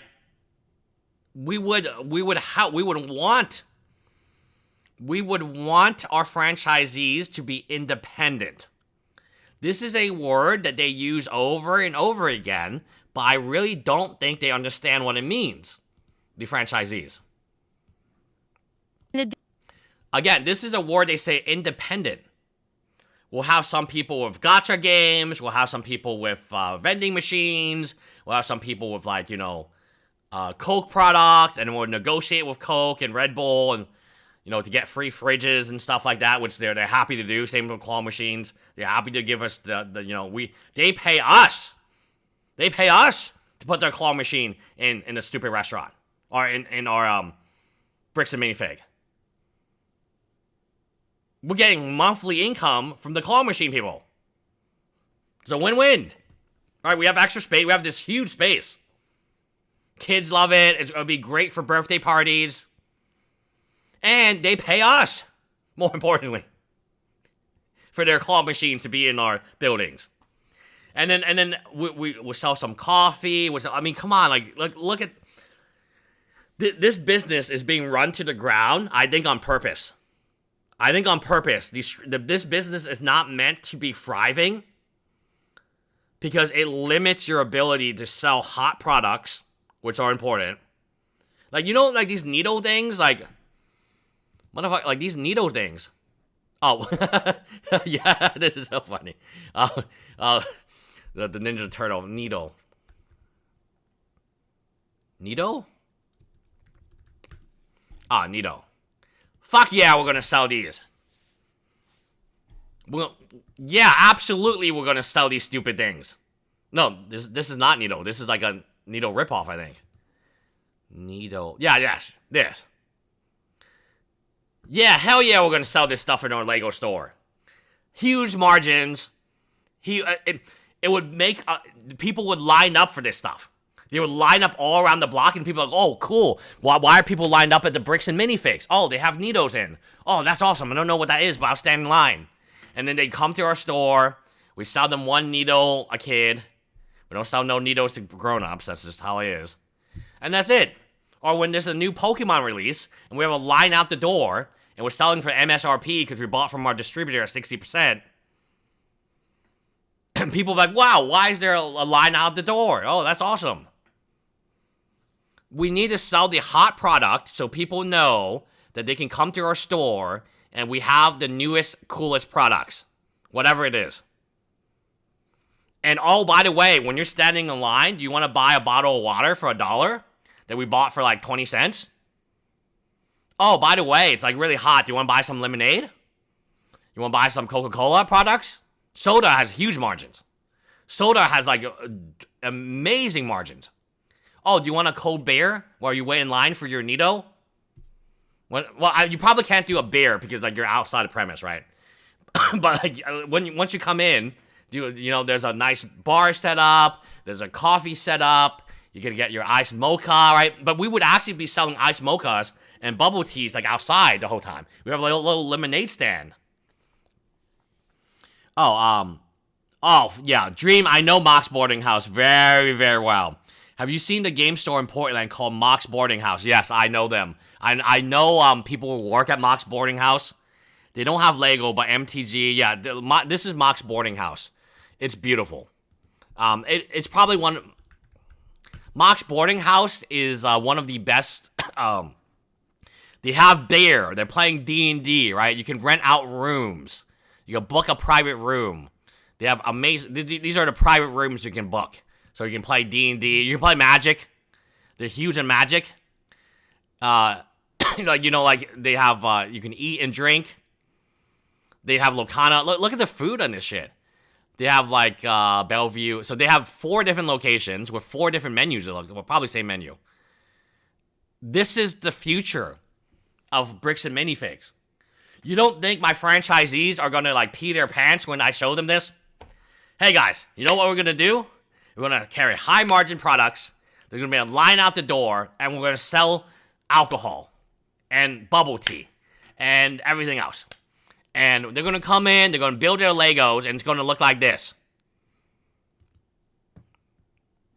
Wow, look, Cheerios with ice cream, probably whipped cream, chocolate.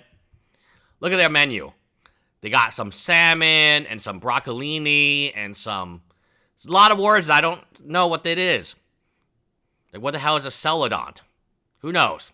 Cosmic indecency, moonwake. Oh, this is our drinks. We're charging $16 a drink.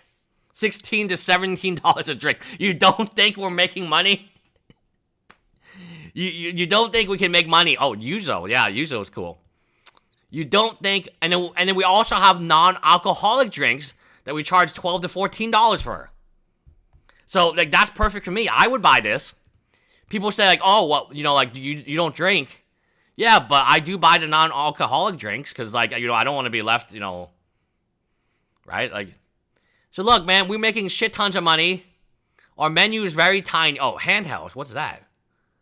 Burger. Okay, cool. Dessert. Yeah, you don't think we're making money selling $14 a cake to somebody building Legos. And selling $18, $17, God, the business model is so obvious. Like, you know, if I took it over, we would definitely be selling this stuff. Oh, hell yeah, we'd be selling this. Because this is popular as hell. In addition to the fact that I want to be the beginning for the ant bully phase.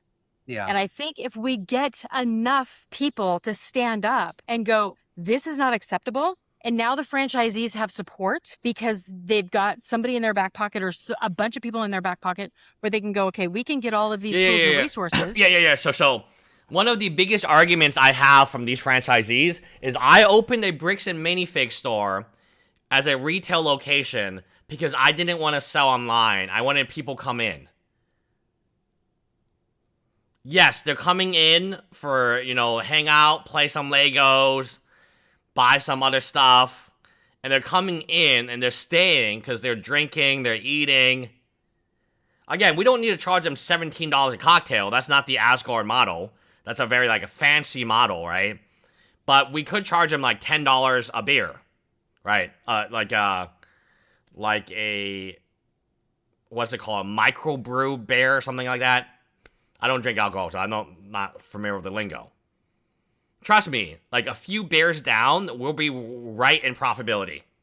We don't actually need people to like we don't need like to like make, how should I say it? The model is we make money from selling food or alcohol. Not that we make money from selling the Lego. The Lego brings the people in for the food and the alcohol. But they keep buying food and alcohol because they're building. We'll have like, oh, cool build nights. We'll have like, you know, like where we're like, everyone just buys the same set and whoever builds the fastest will win something. You know, like it would be fun. I don't know what games we can play, but like there's probably lots of games and Legos I don't know. We would definitely hire Embersaurus, and would hire M&R Bricks. We'll hire that Wallpy Bricks guy. He knows what he's doing, and it would help us with the inventory problem. Or we can find all these tools and resources on our own, but we don't have the confidence to do it because we've been told that BAM's going to sue us. Yeah, that's, But I mean, if we have over half of the franchisees going, I will make a stand on this day. Yeah. We have these tools in place. They can't sue us all. that's what I'm telling people. They can't sue them all. And, you know, I'm not a legal expert or anything, but I was like, what if you know, I so want to talk to like every franchise all at the same time. I'm like, Well, no. everybody but come what in. if there was Yeah. What if there was an attorney that could go, yeah, they can't sue us all. Yeah. Let's get a group of attorneys together. Yes. Call us. Look at this Yeah. and go, Yeah. Yeah. okay. And if you keep these attorneys on long term, and you know, as a franchisor, and you just pay them, you know, quarterly or monthly or whatever to just kind of check on the non-competes and whether or not we should actually be having minors sign non-competes because minors can't sign contracts. Right. Under 18. Okay. Right. Having an HR program that actually works for each of the franchisees, having an operations manager or manual for each of the franchisees, making sure that they're compliant. No. Everyone's saying, oh, you never did. No, we did this business model. No. In the beginning, we were just selling Pokemon. I say Pokemon today because it's cool. But in the beginning, we were just selling Magic cards. No. We did this exact business model where we sold food. The food was not good, but that's another problem. We sold drinks, non-alcoholic drinks. We had a cafe. In 2019, which was poor timing at the time, we had a cafe. And it sold coffee. And I had pictures of all this stuff on my phone. Like all the menu items we sold. We sold we sold beef bone broth. That was like really trendy at the time. Like it would be like coffee, but it would be like bone broth. That was like the number one seller at the time. We sold cucumber sandwiches because that's like all that my partner could make. The reason that he wanted his wife to like go full time with us, because he wanted his wife to like be the full time like manager of the cafe. But the wife could not cook, no food. She was like terrible. Like the food was awful. So I was like, no, we need to like actually hire somebody to design the food for us. So like people say, oh, you don't know what the hell you're talking about. No, I do know. Because towards the back end, where we were profitable, 5 years, no profit, either minor losses or break even. 3 years profitability. Now again, that was probably because of Pokemon cards.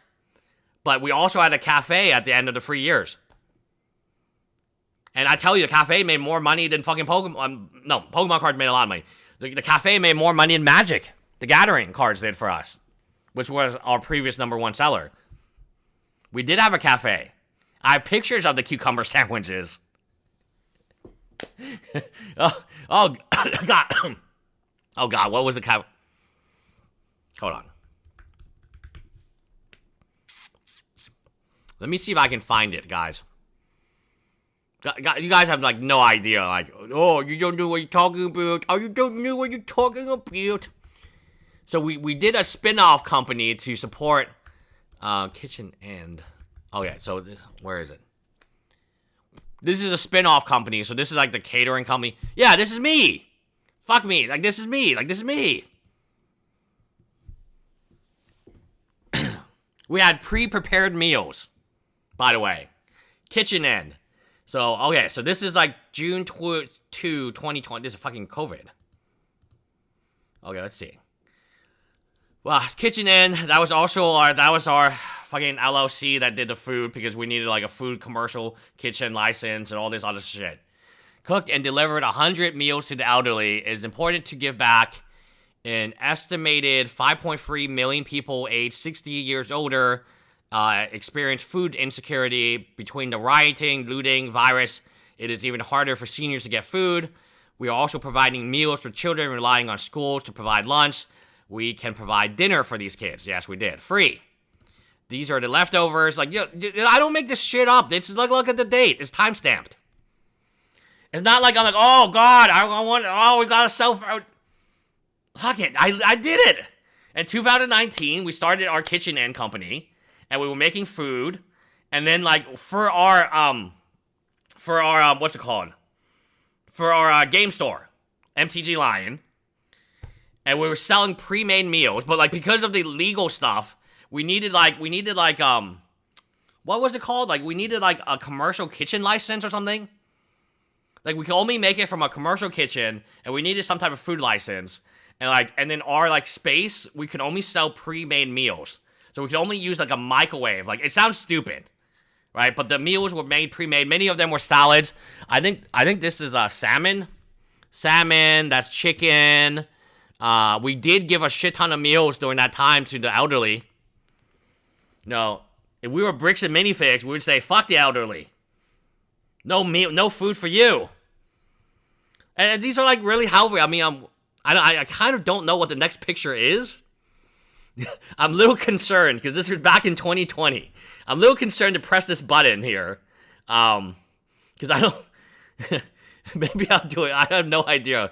It could be a cosplayer. It could be anything. In 2020, I could be anything. You know, I don't know. But it should be more pictures of me cooking.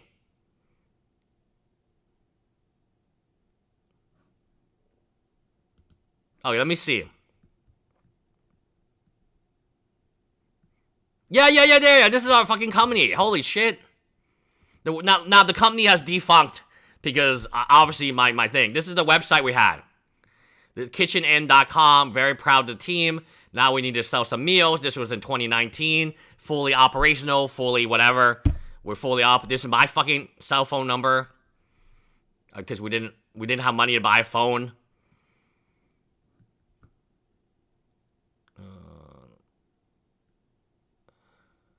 Yeah, this is it. Oh, look. This is my update from my partner.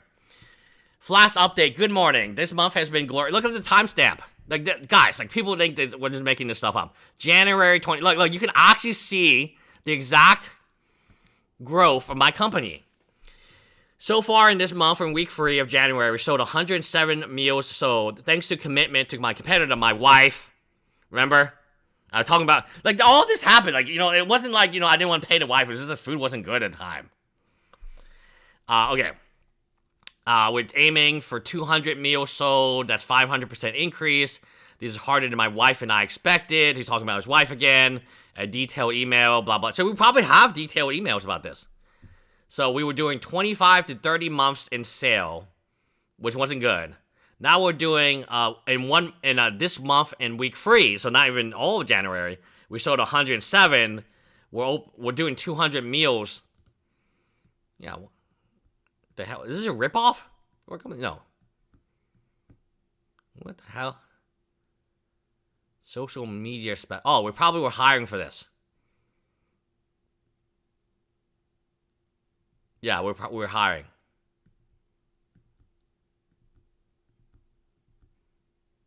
Fucking somebody stole my idea for the company, and it created like a competing competitor. Okay. Oh, I guess that's it. I mean, I don't know where else, like, but like we were selling food. We weren't doing poorly. We were doing really well, guys. Like, I don't understand why everyone's like, oh, you don't know what food is like. Blah. Yeah, I only owned a food company that was selling 200 meals a month. That was in the beginning. I think at one point we were doing 500 meals a month.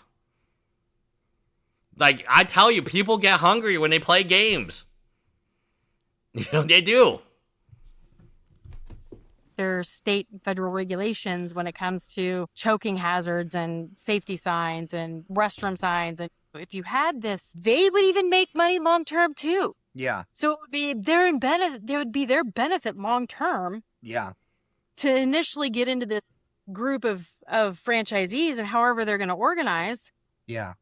And create this conglomerate that can go, okay, no more, we're done. Yeah.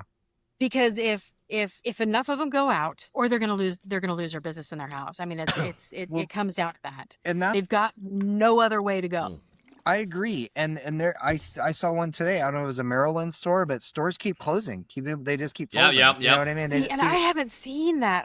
I saw one today, and I was like, I'm gonna reach out to them. I'm like, okay, what happened? But it's like if it's going down anyway, like, and I like that. Yeah. This is the answer. If it's going down anyway, you might as well put up a fight. That's my opinion. Like, my quote to these franchisees, you guys know how much money you made. If you made money. You guys know how much debt they put on you. You know what the sales pitch was, and you know the sales pitch was really slimy. You know these guys that gave you the sales pitch. It was very slimy sales pitch. Why not put up a fight? I mean, you're going to go bankrupt anyway. Like, why not fight? I mean, at least if you fight, you have a chance not to go bankrupt. If you don't fight, I guarantee you absolutely will go bankrupt.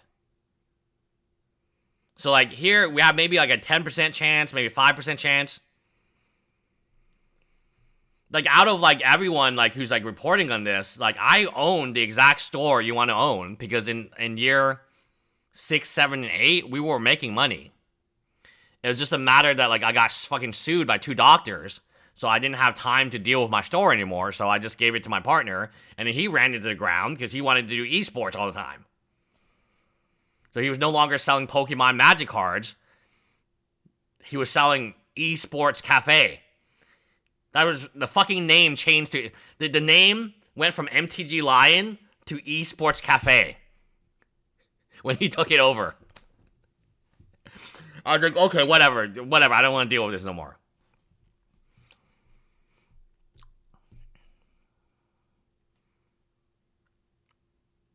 Okay. I can show you the store. I just realized why I can't find the store MTG Lion, because the store and all its social media got renamed. So he didn't delete it. He just changed the name of the store. That's what I was saying. I'm not a legal expert, but I'm like, what if everybody, all you guys together, just stop paying the shout out. Oh, wow. Okay. Total AFOL is in chat. We will give him a shout out. He did a great job. Fantastic interview. Yeah, we've been trying to slowly get past the interview. But, like, I'm on, like, other stuff. But, like, yeah, give him a subscribe, guys. Give him a subscribe. He's awesome. He's doing these amazing interviews.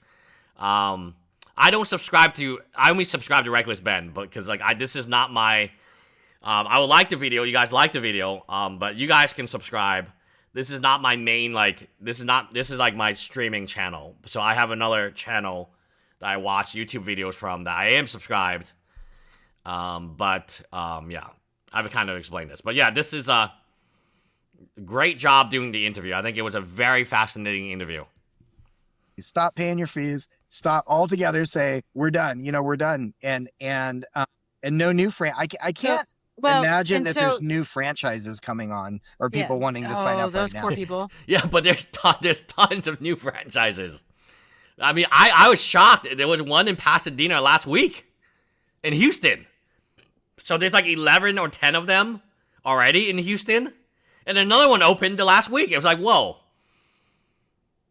Like, does the one in Pasadena know what's going on? And they're like, wow.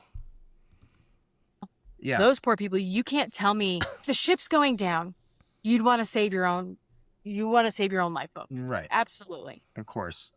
There's no, in my opinion, there's no saving this. Yeah. This is going down whether we want to or not. It's a matter of coming up with Okay. So Alex is not here. Alex is sick right now. How do I send this to BBQ? How do I send a raid? Does anyone know how to send a raid? So before I forget, because I think we'll hit 2 hours, which is crazy.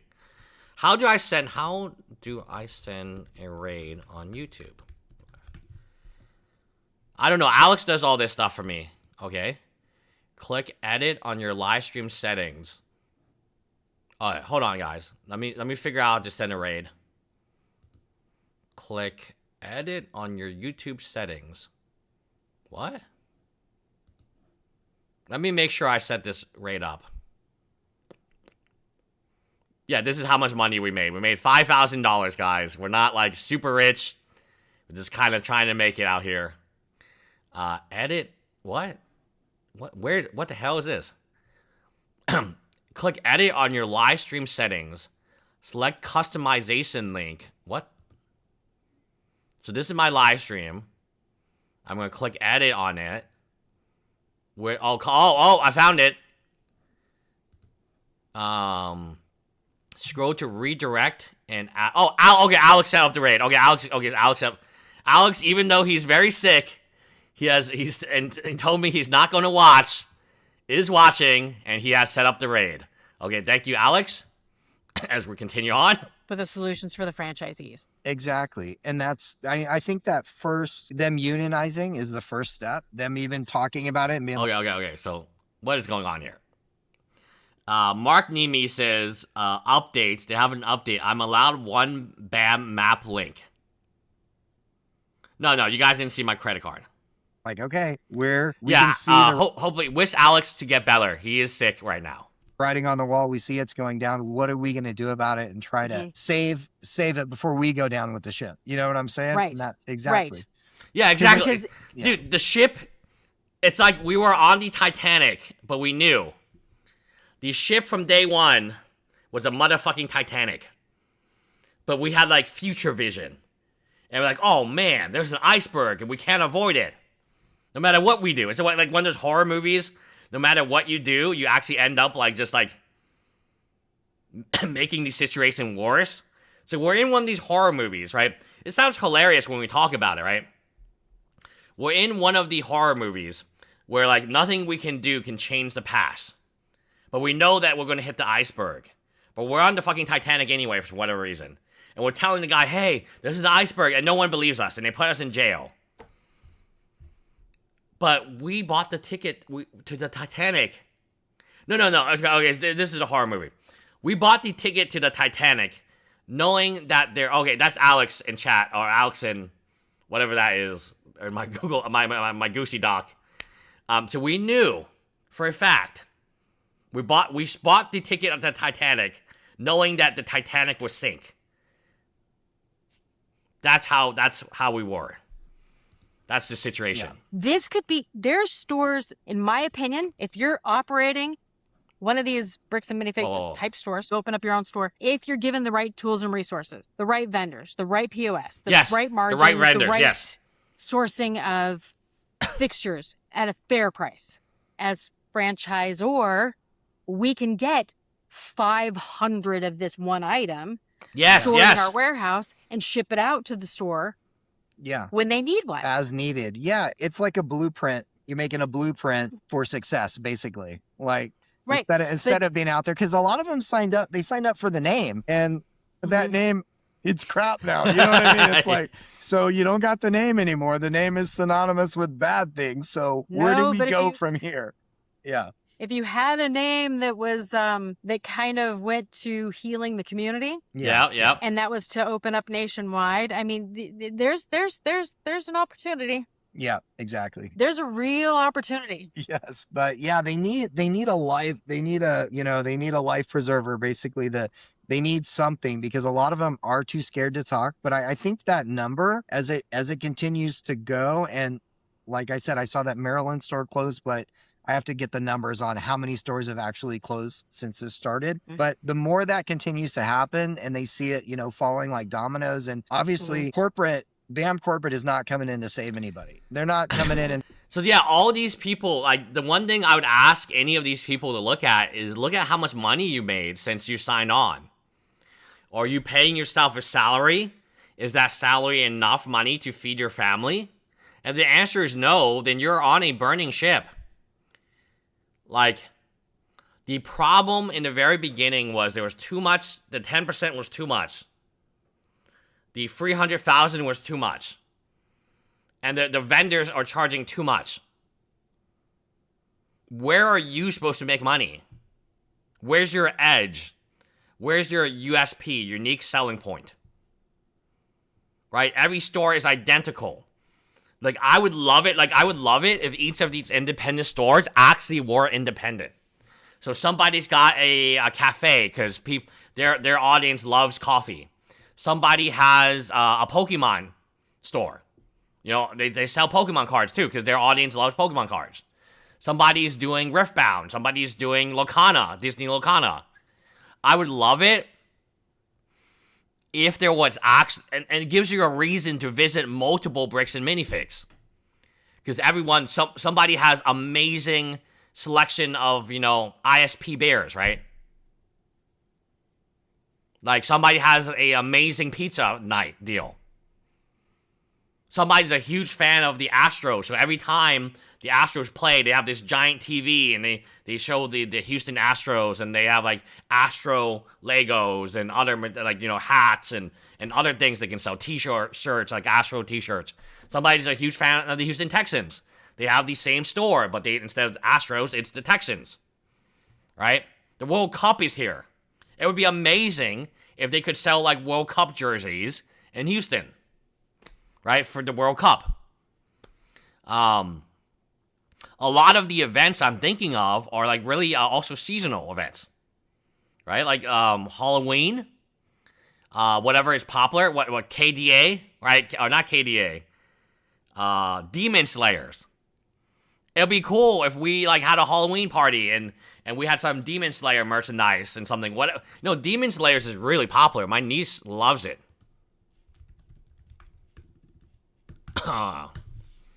It would be not Demon Slayers. Hold on. Demon Slayers is popular. They had a movie. What is that female Korean demon hunter? Oh, Demon Hunters? K-pop Demon Hunters. When this thing went super viral, we should have been selling the hell over this thing. We should have made a deal with Demon Hunters, or whoever owns this, to carry their merchandise. Win for us, win for them. And saying they could, easily been like, our bad. Whoa, this is crazy. I'm so sorry. I don't want you going down. But they're doubling down on all this stuff, and they're, like, letting the franchises burn. And at the same time telling them, let them know we're a trusted brand. And you know what I mean? They're sitting there freaking out. And so, they But if you change the narrative and you yell it loud enough on Fox News. Exactly. Yeah. Then Then you find out that there was indeed a U-Haul when you said there wasn't. So that's what happened. There was somebody Fox. Yeah, I watched. There's somebody that put out a lie counter. Yeah. And came Oh up yeah, with yeah, over yeah, yeah. 100 and like Yeah, it was 40 seconds. 144 It was lies. Yeah. absolutely nuts. And if you have no integrity anymore, Yeah. but this comes down to management. Yeah. They don't have a PR firm. They don't have a PR goal. They don't have a PR standard. I was like, yeah, so it's like so close. My wife is going to be mad either way. So like the Pokemon Go thing is like when they start rating and stuff, you can be a little late for that. I want to get to 2:00 and send it to BBQ and then know that it's sent to the BBQ. So like I have to entertain you guys for like 5 more minutes. Speaking of PR, I'm like when this first started happening, I saw him doing like the live streams or he's doing the interviews or the Fox ones, Ammon specifically. That's what I was talking about. I was like, this guy does not have PR. He's using ChatGPT. This guy does not have a PR department. Oh man, it's just like you're doing exactly. It's sometimes just better not to talk. Like just be quiet. Don't do the interview. Right. Just like he would be better off as a mime. Literally, he would be better off as a fucking mime. No joke. Right. Especially when you're involved in what they're doing, man, it's crazy. Well, let's take it kind of. Yeah, no problem, BBQ. Like my wife's going to be pissed either way, right? So what's the difference between like 2 and like 1:56 p.m. You know, so like we're going to be late to the campfire, you know, like raiding, whatever, like you know, we might miss like 1 or 2 raids. So like it's Mewtwo raid day again. Of all things, we're doing Mewtwo. You know what? I have to check my phone number because they're supposed to text me. But I don't think I got a text. Maybe, I don't know. Kind of a step further. You run panic management and you have a store that's might close or need to change hands and you have to find a new franchisee to fill that store quickly. Okay? You don't want your FFDs to look bad. So you have a company come in that, you know, may or may not be franchise employees that start this company. Yeah. Oh, yeah. Go over, get it all up and running. And you've got somebody that checks up on it on a regular basis. But you have local people run it. They're managing it. It's really not that difficult to open the door, put the register money in. Oh, yes, we do.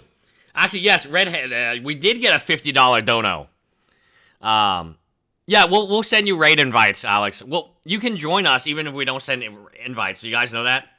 You don't have to, we don't have to send you an invite. You can just join us by, going on. But you shouldn't be using remote raid passes. I don't think we're going to do Mewtwo today because we don't have, 12 people. Mewtwo, you need 10 people, but 2 of them are not going to break the shield because they're dumb. So you need, 12 people today.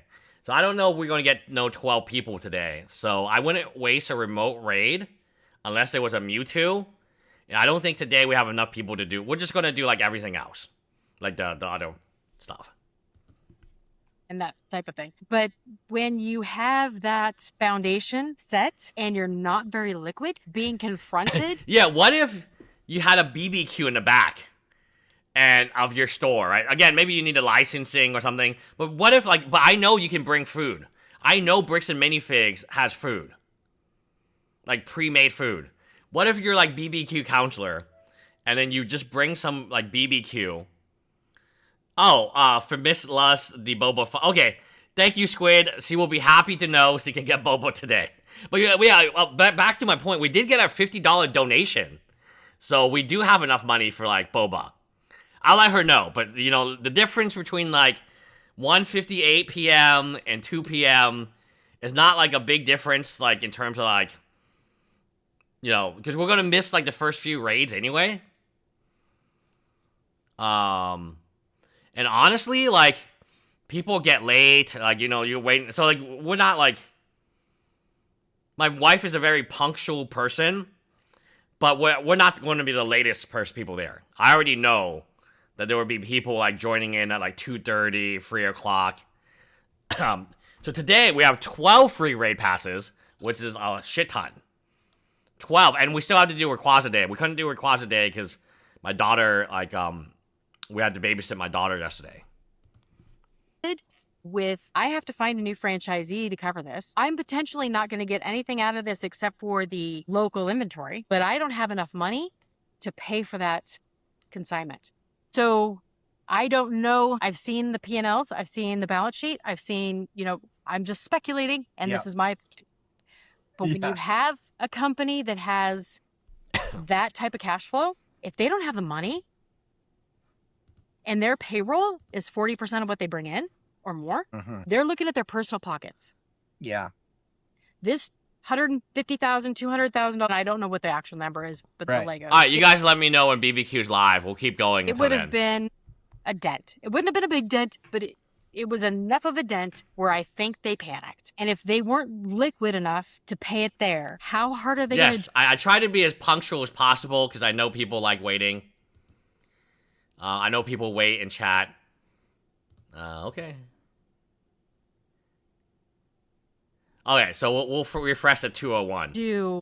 If they're a dog backed into a corner to save face, we're not going to pay you. It's your fault. What are you willing to say to get out of paying some money somewhere? Exactly. Because if it was an actual business owner and you had a consignment deal like that, there should have been insurance on it. Right. So your insurance agent should have known, and he should have had the policy. And if it disappears, there should have been a payout. As a local store owner, I would have made sure that happened. But if the local store owners don't know that that's an option, they don't have a nationwide carrier that deals with this stuff specifically, they don't have that tool and resource, they can't get it at a fair price, they don't know it exists, how can you protect your customers when you do this? And I would be consignments all day long, because that is one way you can get incredible mocks. You can get incredible, expensive. Yeah. Oh, wow. In a lot of business. I would not do consignment because I know that our failure rate would be very high. Our failure rate would be quite high on consignment because right now, maybe we do consignment when everything is better and the franchisees are really healthy. But I would tell the franchisees that guys, you got to pay for what you buy. And if you want more inventory, let us know. And we'll buy the inventory, and we'll loan it out to... There's got to be, a better way to do it, right? 2 injured in Deerbrook Mall? Oh, no. Really? That's what the mall I'm going to play at. Oh, no. Oh, no. 2 people are shot. Okay, we're not going to the mall today, I guess. 2 injured, 1 detained. Oh, fuck, that's the mall we go to. 2 people were shot in a juvenile... Oh, my God. This is the mall we're going to right now. Oh, my... This just happened 30 minutes ago. Hey, I can tell my wife, hey, yeah. Okay, the mall's closed. Holy shit, man. Holy shit. This is the... No, I'm not joking. This is... Okay, no, this was yesterday. No? When was this? It's 30 minutes. July 20. Oh, it's today. Right now. Oh, no. Actually, we were going to the mall. Just. Oh, no. Fucking gun violence. 2 people injured. 1 juvenile detained. Is he live and I'm just not, uploading or what? Holy moly, guys. Remember I tell you, every 2 years, something, really, really bad happens in, a location that I go to? I go to this mall every week. And I was going to go to this mall to play Pokemon Go. It might be closed now. So that is, 1 hospital, Deerbrook Mall reopened. Oh, it's reopened now, but it's a boy. It's always these young kids who think guns are super cool, and they're just a pow, pow, pow, shooting everyone. Fuck me, it's these young kids all the time. The raid will still work if you end early. No, I mean, I'm looking at... I would be looking at this anyway. God, it's a young... I bet you this kid's not even 18. I bet you this kid is not even fucking 18. I bet you this kid is not 18. Okay, where is 12-year-old? Okay, what is this? The show. Oh, okay. Hopefully everybody. I hear him. Okay. We're done. Wow, fucking Deerbrook Paul. OBS was